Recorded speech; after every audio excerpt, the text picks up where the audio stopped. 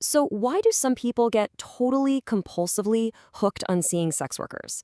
Now, let's be clear, this isn't about morals or judgment, not at all. This is about what's going on deep inside the mind. We're talking brain chemistry, hidden psychological triggers, and some really powerful emotional needs that just aren't being met. Okay, let's dive in and really deconstruct what's happening here. That's the big question, right? What is it that makes this so incredibly powerful for some people? We're going to peel back the layers one by one to really get at the mechanics, the psychology, and the biology that can totally hijack a person's behavior and turn what looks like a choice into this relentless, powerful compulsion. So here's our roadmap. First, we'll hit the brain's raw reward system. Then, we'll explore the really complex psychology of intimacy. After that, we'll look at the emotional voids this whole thing tries to fill. Then, the deep-seated need for control. And finally, we're going to draw a really clear line between just a behavior and a full-blown addiction. Let's start with the most basic piece of this whole puzzle, the biology. Because, before any thoughts or feelings kick in, there's a chemical reaction firing off inside the brain. You see, any kind of sexual activity gives us a shot of dopamine. That's the brain's main feel-good chemical. But what makes the situation so incredibly addictive isn't just the dopamine, it's how you get it. The pleasure is immediate, it's predictable, and it's basically available on demand. And that combo, easy, intense, and fast, is exactly what our brain's habit-forming circuits are built to latch onto.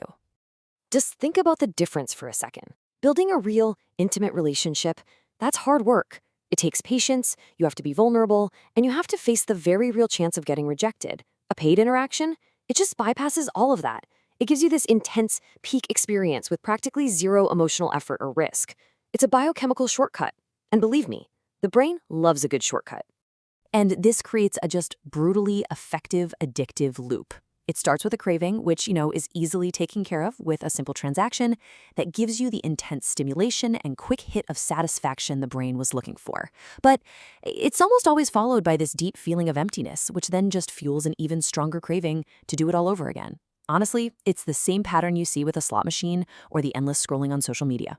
So, we've got the biological hook, but that's just layer one. Now we get into the psychology, and this is where things get a lot more interesting.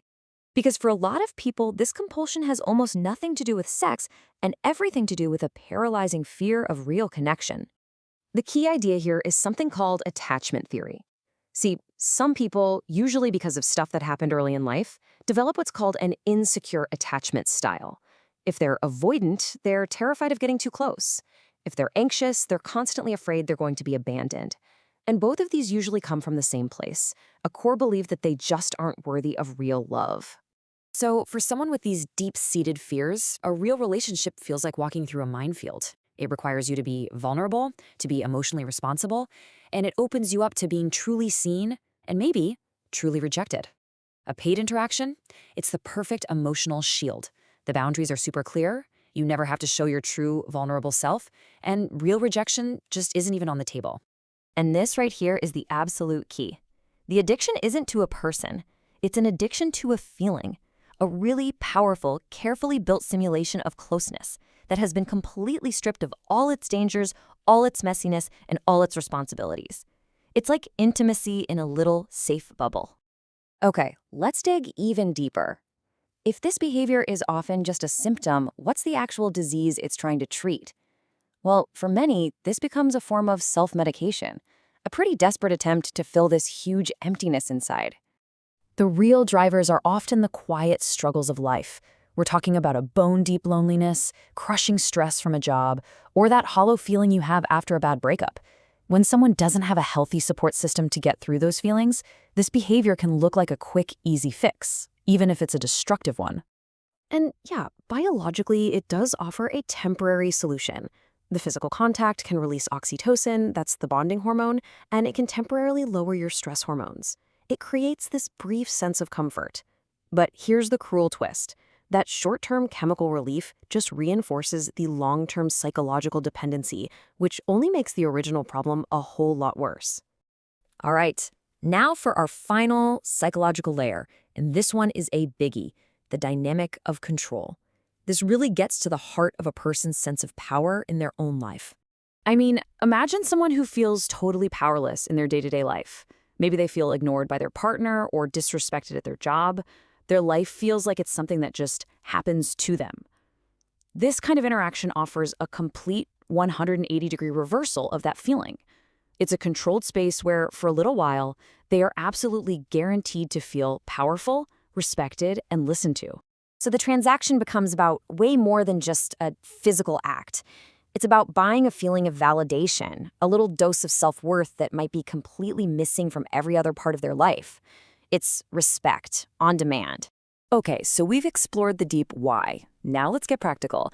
It's so important to understand that not every person who does this is an addict. So, where's the line? How do you tell the difference between frequent use and a true clinical dependency? The answer isn't about how often it happens. It's all about the impact and control. You have to ask some serious questions. Is this behavior causing financial ruin? Is it putting your job on the line? Is it actively destroying the real relationships you have? Have you lost the ability to just stop? And maybe the biggest red flag of all, do you keep doing it even when you know the damage it's causing? If you're answering yes to these, then you're not in the driver's seat anymore. And that brings us to the final, really stark difference.